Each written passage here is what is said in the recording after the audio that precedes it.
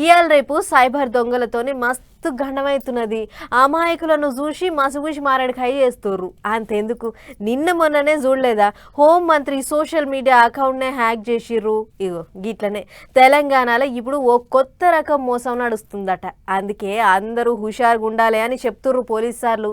మరి ఆ మోసం ఏంటిది, దాని కథ ఏంటిదో మీరే చూడుర్రి.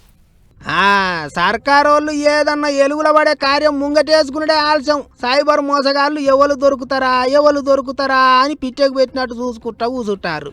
గిట్లనే సర్కారోళ్ళు పట్నంలో పేదోళ్లకు లచ్చ ఇండ్లు కట్టించే కార్యం చాలు చేసిర్రు కదా. గా ఇండ్లు కావాలంటే తొలుత ఓ 10,000 కట్టి అర్జీలు పెట్టుకోవాలని చెప్పిండ్రు కదా.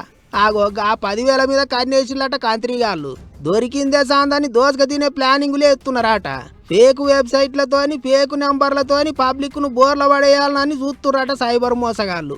ఇంకా కొంతమంది అయితే డైరెక్ట్ ఇల్లు అక్కెర ఉన్నోళ్ళకు ఫోన్లు కొట్టి ఇయాలనే ఆఖరి దినం, మీరు గిట జల్దిగా పైసలు కట్టకపోతే ఇల్లు రాదు, అట్లా ఇట్లా అని బుగులు పట్టిస్తున్నారట.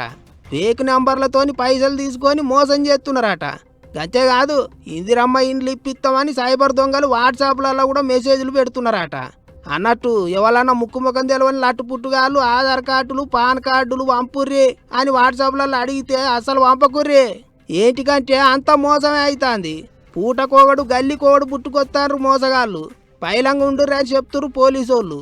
ఇందిరమ్మ ఇండ్ల పేరు చెప్పి ఫోన్లు చేసి పైసలు అడిగినా, ఇంకేమైనా ఓటీపీలు అడిగినా అస్సలు చెప్పొద్దని హెచ్చరిక చేస్తారు. దోకే బాజిగాళ్ళు ఎవరన్నా ఎక్కతక్క చేస్తే పోలీసు వాళ్ళకి షికాయతు చేయాలని కూడా చెప్తుర్రు. ఇల్లు ఇప్పిస్తాం అట్లా ఇట్లా అంటే నిజమే కావచ్చేమో అని చాలా మందికి ఆశ పుడుతుంది. కానీ మోసపోకుర్రి. ఫేక్ వెబ్సైట్లు కాకుండా సర్కారోళ్ళ వెబ్సైట్లే చూడుండ్రి. తెలియకపోతే మీ సేవకు పోన్రి. అంతేగాని ఆగం కాకుర్రి. ఒక్కసారి ఖాతాలకేంచి పైసలు పోతే ఇక మళ్ళీ వచ్చుడు కష్టమే.